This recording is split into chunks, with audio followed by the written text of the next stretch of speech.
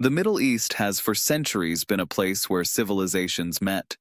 This is where people traded gold and spices, where religions were born, where oil and gas made desert kingdoms richer than imagination could hold. But today, the region is entering a new era. The era of Chinese companies that are step by step changing its face. At Dubai Airport, you can see it the moment you leave the arrivals hall. Huawei ads greet travelers, showing the latest smartphones and promising the future in your hand. A few dozen kilometers away, Chinese engineers are building new stretches of roads and housing estates for the biggest construction companies of the People's Republic.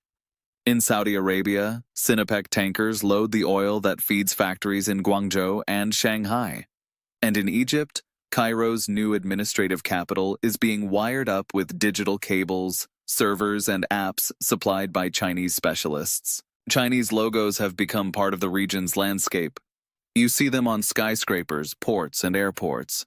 You hear them in the language of business, in conversations about contracts, investments, and a new era of partnership. These are no longer exotic contractors from beyond the Great Wall. They are first-league players competing with American and European giants for every contract and every slice of dessert. Huawei, CSCEC, Sinopec, PowerChina, COSCO. These names sound like the alphabet of a new Middle East. Each represents a different sector, but together they form a Chinese puzzle stretching from Morocco to Iran. They are the ones who, in practice, are delivering the vision of the new Silk Road. Not on paper, not in speeches, but in concrete, cables, steel cranes, and smartphone apps. The Middle East has welcomed them with open arms, because it needs technology, investment, and infrastructure that the West either cannot or will not provide at that speed. The Chinese offer everything, from ports and telecom networks to solar farms. No questions about politics, no conditions, no moral preaching. We deliver, you pay, we build. A simple rule that works in a region where speed and effectiveness matter more than slogans about democracy. But every such investment has its price, because with Chinese companies comes dependency on technology, on equipment, on know-how. And although Arab monarchies and republics gain new roads, terminals, and networks, the question remains open. Who will really control the foundations of their future? This episode is the story of the most important Chinese companies in the Middle East, of the builders of cities, the suppliers of oil, the guardians of data, and the owners of ports, of how Huawei, CSCEC, Sinopec, PowerChina, and COSCO are rewriting the region's story. It is a story of a desert once again becoming a board for a global game. This time not only about barrels of oil, but also about gigabytes of data, kilometers of railway, and containers full of goods. The Middle East has always been a bridge between East and West. Today it is becoming a laboratory where Chinese companies are building not just projects, but entire states of the future. And their logos, visible out in the desert, are the new symbol of an era in which Beijing is stepping ever more boldly into the game for the region's future. In the Middle East, Huawei is not just a phone brand. It is the backbone of a digital revolution that is changing how states, cities, and societies function. When Dubai boasts that it is one of the world's first smart cities, and Saudi Arabia shows off futuristic visualizations of NEOM, it is Chinese transmitters, servers, and algorithms that form their digital spine. Huawei entered the region at the moment when Arab states wanted to skip several stages of development at once. The West was cautious, set conditions, talked about security, and the Americans pressed their allies not to let Chinese firms into critical infrastructure. But the Emirates, Saudi Arabia, Egypt, or Morocco wanted quick results. They needed 5G networks to power the digital economy, smart cities, surveillance, telemedicine, and modern education. And Huawei met those needs. In Dubai and Abu Dhabi, Chinese systems form the urban fabric in which traffic is managed by smart cameras, public transport runs on real-time data, and authorities can control the entire city from a digital command center. In Riyadh and Neom, Huawei is building 5G infrastructure meant to connect every aspect of residents' lives, from transport to healthcare. In Egypt, the Chinese company is one of the pillars of the new administrative capital. where every street and every building will be tied into a digital network. But Huawei is not only infrastructure, it is also security tools, facial recognition, image analysis, data centers, technologies that in the region are useful not just for managing cities, but also for controlling citizens. For authoritarian political systems, Huawei is an ideal partner. It provides tools that help strengthen power, suppress dissent, and monitor society. That is precisely why the United States has been warning its Middle Eastern allies for years against working with the Chinese giant. Washington knows that whoever builds the foundations of telecom networks and data centers may one day gain access to the entire digital organism of the state. But for the region's governments, the choice is simple. Huawei delivers fast, cheap, and turnkey solutions. American alternatives are more expensive, slower, and come with political strings attached. For ordinary people, Huawei is a phone brand, cheaper than Apple or Samsung, but offering similar quality. For governments, a partner in digital transformation. For Beijing, a geopolitics tool. Because every camera in Dubai, every server in Riyadh, every transmitter in Cairo is part of a larger puzzle that strengthens China's presence in the region. Huawei has thus become much more than a telecom company. It is the digital backbone of the Middle East, a backbone that gives the region strength to modernize, but at the same time binds it to Beijing with chains that will be hard to break. You can replace a car, you can even shut down a factory, but how do you replace an entire system on which the lives of millions depend? And that is where Huawei's power lies. It is not just contracts and devices. It is a dependency that means the Middle East, even if it wants to be independent, is increasingly breathing air filtered through Chinese technology. In the Middle East, people often talk about oil, gas, and technology. But before data can flow through fiber-optic cables and oil can be pumped into tankers, someone has to build the foundations. And that is where China State Construction Engineering Corporation, CSCEC, the largest construction company in the world, comes in.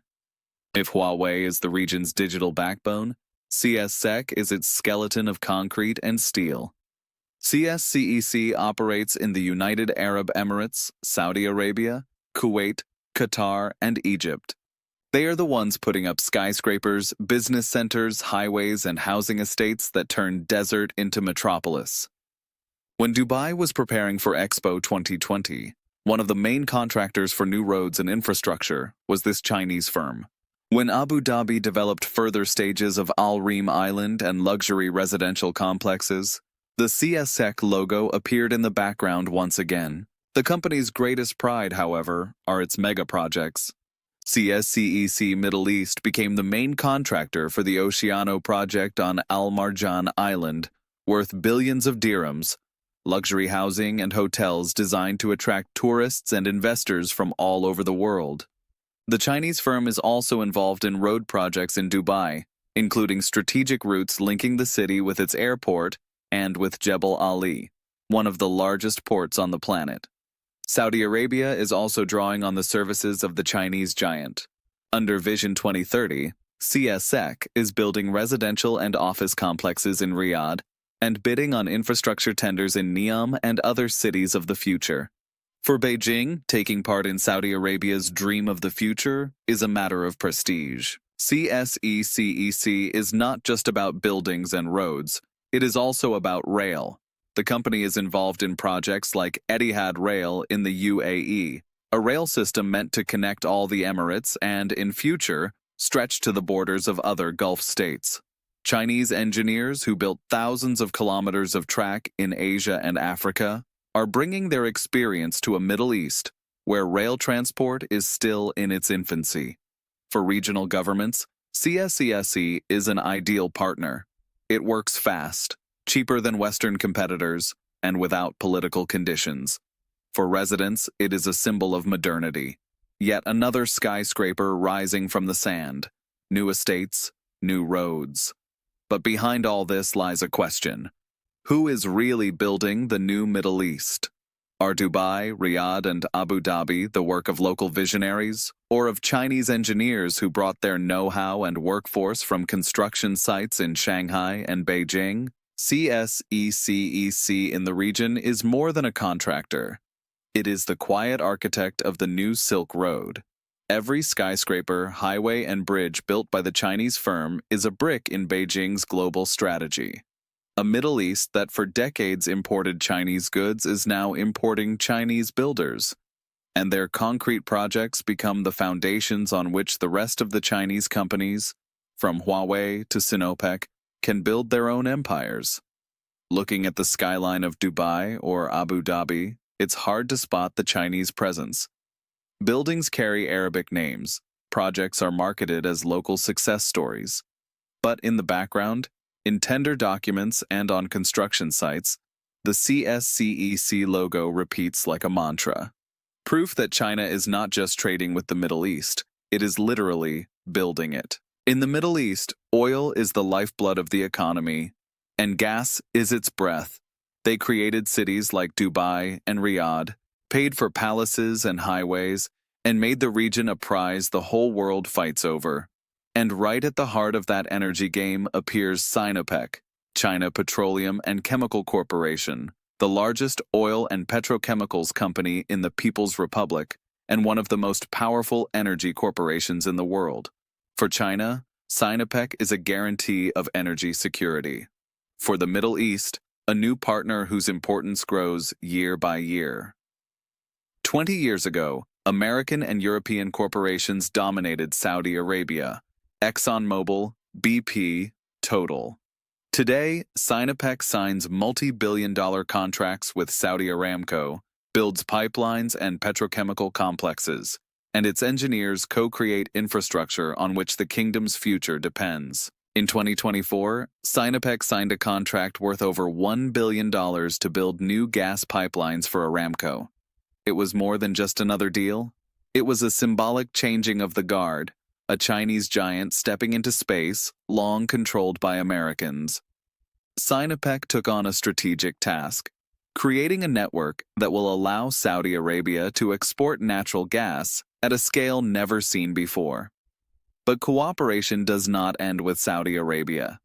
In the UAE, Sinopec is involved in upstream and refining projects. In Iraq and Iran, it invests in oil and gas fields, securing access to huge reserves that the West often sidesteps for political reasons. For Beijing, these contracts are like gold, a guarantee of supplies in times of global crisis. Sinopec is not just an investor, it is also a partner in the energy transition. Together with local companies, it is working on projects involving green hydrogen, renewables, and emissions reductions. For Saudi Arabia, or the UAE, this is a chance to make the energy transition not the end of the oil age, but its new chapter, with China as co-author. It is worth remembering that energy is not just about the economy, but also politics. By operating in the region, Sinopec strengthens Beijing's presence where America is stepping back. Every pipeline, every refinery, every petrochemical joint venture is not just business, but a geopolitical bridge. When your oil fields, plants, and pipelines are built and serviced by Sinopec, you become as dependent on Beijing as you once were on Washington. For ordinary people, Sinopec is almost invisible. No billboards in the streets, no phone sales, no shopping malls. Its world is oil fields, gas terminals, and long pipelines stretching across the desert. But it is precisely because of that invisible work that tankers can sail from Ras Tanura to China, and refineries in Guangzhou and Shanghai have crude to process. Sinopec is not a company that shines on front pages. It is a giant working in the shadows, but one that is changing the rules of the game. Oil and gas remain the Middle East's biggest currency, and when Beijing becomes the biggest customer and partner, it means the region's future is being written in Chinese as well, barrel by barrel, kilometer of pipeline by kilometer. For decades, the Middle East has been associated with the desert's gold, oil flowing from the sands to the world. But in recent years, the region has discovered another kind of gold, the kind that shines above it every day: the sun. And in harnessing that sun, one of the most important players has become PowerChina, a Chinese company specializing in energy and infrastructure projects that builds power plants, solar farms, and transmission networks in some of the toughest conditions on Earth. Saudi Arabia and the UAE, as part of their post-oil strategies, are betting on renewables. Mohammed bin Salman declares that his country will become one of the leaders in green hydrogen production. The Emirates are investing in huge solar farms in Abu Dhabi and Dubai. And in both places, alongside local firms and Western consortia, the PowerChina logo appears. In Abu Dhabi, the Chinese company took part in expanding the Noor Abu Dhabi solar farm, one of the largest solar power plants in the world. Millions of panels stretching across the desert produce energy to power hundreds of thousands of homes. In Saudi Arabia, PowerChina is building solar farms and green hydrogen projects that are meant to become pieces of the Vision 2030 mega-puzzle. In Egypt, the firm has been involved in the Benban Solar Park near Aswan, a huge photovoltaic complex that has become a symbol of Africa's energy transition. But PowerChina is not just about renewables. It also builds conventional power plants, hydro projects, and power grids. In Iraq and Iran, the company has been involved in construction and modernization of power stations. In Algeria and Morocco, it works on hydro and solar schemes. Thanks to that, the Middle East and North Africa, long dependent on oil, are beginning to diversify their energy sources. For regional governments, PowerChina is an attractive partner because it offers something the West often lacks: a full package. Not only the project, but also financing, execution, and later servicing. In this model, the Chinese company becomes not just a builder, but the long-term caretaker of entire systems. In the background, however, a question emerges. Is this a new form of dependency? If your power plants, grids, and solar farms are built by PowerChina, then your energy sector, and thus your economic future, depend on Chinese engineers and technology. PowerChina in the region is a symbol of a changing era. Oil still flows, barrels are still exported, but more and more it is the sun and wind that are becoming the currency of tomorrow.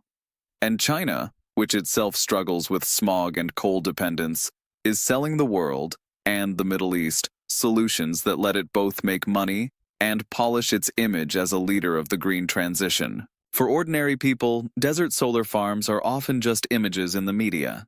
In practice, they mean cheaper electricity, greater independence, and a sign that their country is entering the 21st century. For governments, proof that they can speak of a post-oil future without losing their place on the world map. And for China, another step in building a global belt and road where renewables are as important as oil and gas. PowerChina shows that the Middle East does not have to be condemned to barrels of black gold. It can tap the gold of the sun. But the fact that the foundations of that change are being built by a company from Beijing means that even in the world of green energy, the region is drifting deeper into China's orbit. In the Middle East, those who controlled trade routes always came out on top. Caravans, ports, canals. They determined who was rich and who was left on the margins.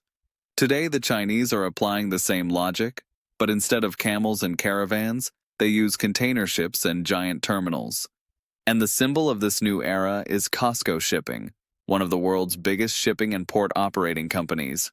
COSCO doesn't show up with phones, doesn't put up skyscrapers, doesn't drill for oil. COSCO takes over ports, quiet but absolutely crucial points on the map of global trade. Whoever controls a port controls the flow of goods. And the Middle East, sitting between Asia, Europe, and Africa, is a dream target for COSCO. In Egypt, the company has a strong position in Alexandria and Port Said, gateways to the Suez Canal. Through these terminals flows a huge share of the containers moving between Asia and Europe. Chinese presence means Beijing not only sends goods through the canal, but also has a say in how and when they are handled. In Israel, COSCO and other Chinese port companies joined the race for Haifa. The new terminal, operated by Shanghai International Port Group, a partner company, triggered huge controversy in the U.S. Americans asked, how is it possible that in a port where U.S. Navy ships dock, a Chinese firm plays a key role? For Israel, it was pure pragmatism. It needed modernization and investment, and the Chinese delivered them faster and cheaper. In Saudi Arabia and the Emirates, COSCO is involved in expanding terminals in Jeddah and Dubai. In Jeddah, a Red Sea port on the main Asia-Europe route. In Dubai's Jebel Ali, one of the biggest ports in the world, COSCO runs entire container terminals handling millions of tons of cargo every year. For people in the region, ports are just a backdrop, places where they see container ships and cranes. But in reality, ports determine what appears in shops, how much goods cost, and how fast the economy grows. And the more terminals run by Chinese firms, the more deeply the Middle East is woven into China's logistics network. It is COSCO that is delivering the most important part of the new Silk Road vision, the maritime one.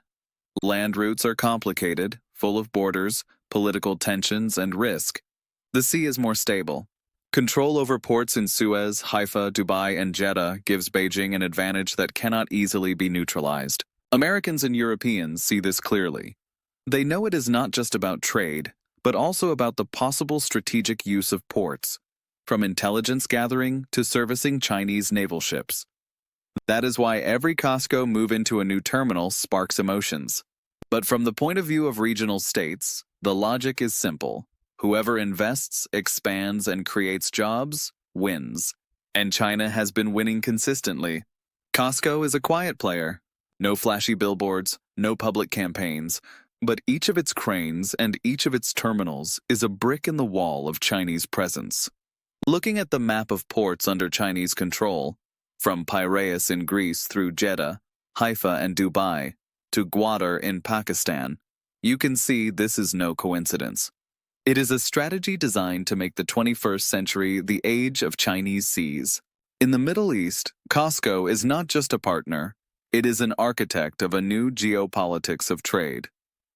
When goods from China arrive in the region, they increasingly go to ports where Beijing holds the reins. And whoever controls trade controls the future. For centuries, the Middle East has drawn empires. First came caravans laden with spices, then fleets fighting over the Suez Canal, and in the 20th century, oil, which turned desert monarchies into some of the richest states on Earth. Today, a new player has joined the game, China.